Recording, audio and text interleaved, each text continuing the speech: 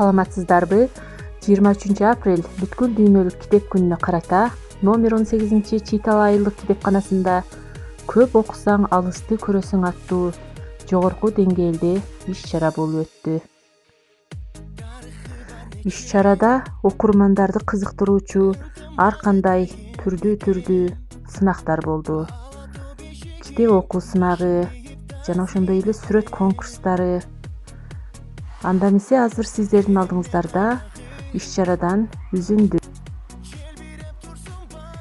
Бүгүн биздин Чийтал айылдык китепканасында китеп күнүнө карата мына китеп окурмандар менен жаңы китептерди тааныштыруу, мына быйылкы жылдагы жаңыдан келген китептер, ушулар менен окурмандарды тааныштырып атам. Сен кана кайсыл китепти алдың? Азамат Айтыштар деген китеп экен, сенчи? Сен Төлөгөн Касымбековдун 1-томун алыпсың, Азамат. Менин кабинетим тар болгондугуна байланыштуу. Окуучуларды аз-аздан киргизем.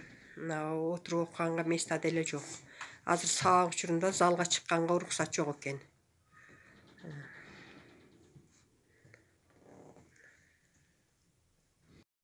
Иш-чаранын жүрүшүндө окурмандар өздөрүнүн автордук ырларын көркөм окуп беришти.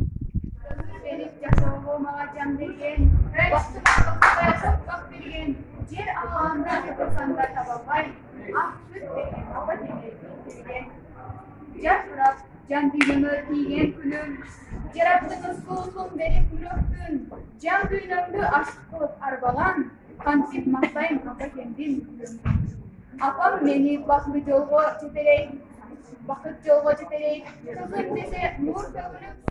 Иш-чаранын соңунда активдүү катышуучуларга кызыктыруучу белектер берилди.